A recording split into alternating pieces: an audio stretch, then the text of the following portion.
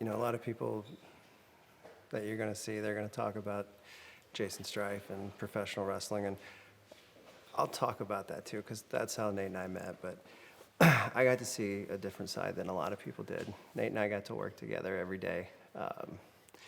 2017, we were acquaintances, we were friends, but we didn't talk all that much. And then he put out a Facebook post and said, "Anybody know of any jobs hiring? I just want to do something different." So I sent him a message and said, "Hey, I manage a bank.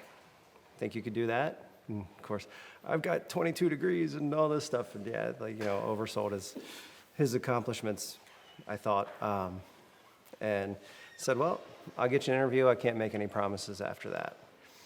Got him an interview, and then literally I told the guy in charge and said, "Listen, hire him.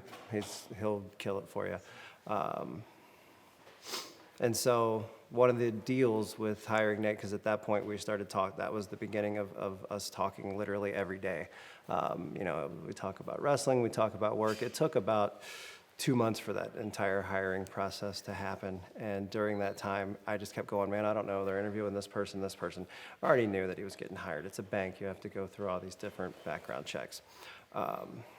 And I remember saying to the person who was hiring him, "The only thing is you don't want to put us in the same branch because it could be trouble."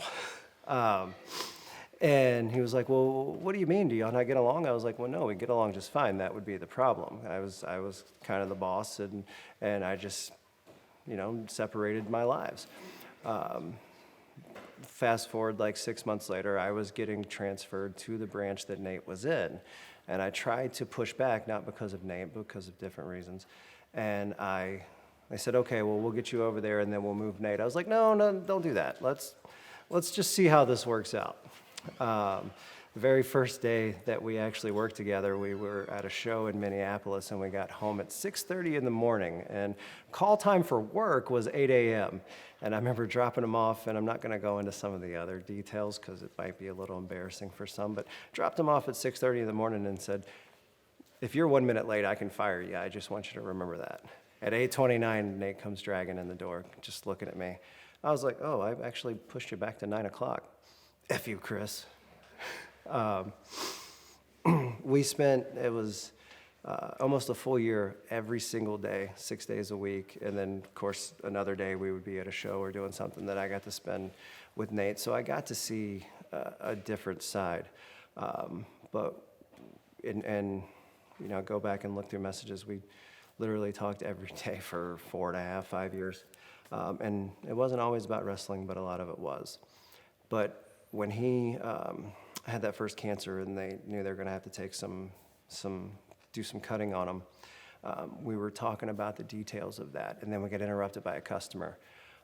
And I ran off and then came back, and I came up with, it was probably this idea for Donnie or Duke or something, and I was like, "Oh, shoot, man, I'm sorry, you probably don't want to talk about wrestling right now."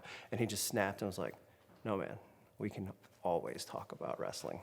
No matter what, we can always talk about wrestling." And that's, obviously the shows were fun. I remember when my business started to pick up in photography, I had to miss a lot more shows than I wanted to, and I'd be like, "Dude, I'm sorry." And he's like, "Go make that money. I'm not paying you what you're charging these people. You're ridiculous." And then one of the times I made the joke with him and said, "You don't even care about my photos, right? You just like hanging out with me." He was like, "Yeah, well, Logan cares about your photos. The boys care about your photos. I don't give a shit. I just like when you're here." One of the biggest things that I'll never forget is what he did for my daughter Peyton. When Peyton was about 11 years old, they made a deal because Peyton wanted to train. She's always loved it. She's always been around it. She's smarter than everybody in the locker room, and she'll be the first one to tell you. And she talked to Nate, and she's like, I only want Nate to train me." And I had the conversation with Nate, and basically they'd come up with a deal that he was going to train her when she turned 14, but she couldn't start having matches till she was 16. There was all kinds of stuff with this deal, and she just turned 14 last year. And I remember right around when she turned 14, we started to know things were not looking great. And I was like, you know, do you still want to train? She's like, yeah, and I'll wait until my trainer tells me otherwise. So she wasn't giving up on Nate. Those two had a funny relationship. I'm to the point now I'm rambling instead of crying, so I apologize about that. But one of the last conversations that Nate and I had, of course, we brought it back to wrestling. That was after his mother yelled at him for cussing at everybody. He's actually cussing about Justin, right?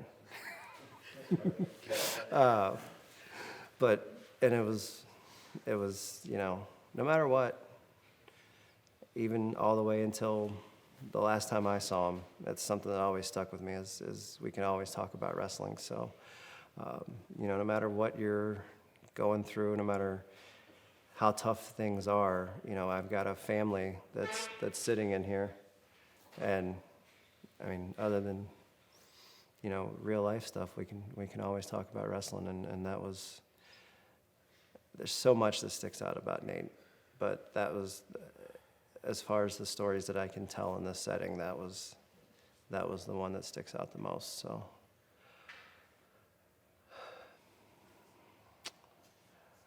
love you, man. Miss you.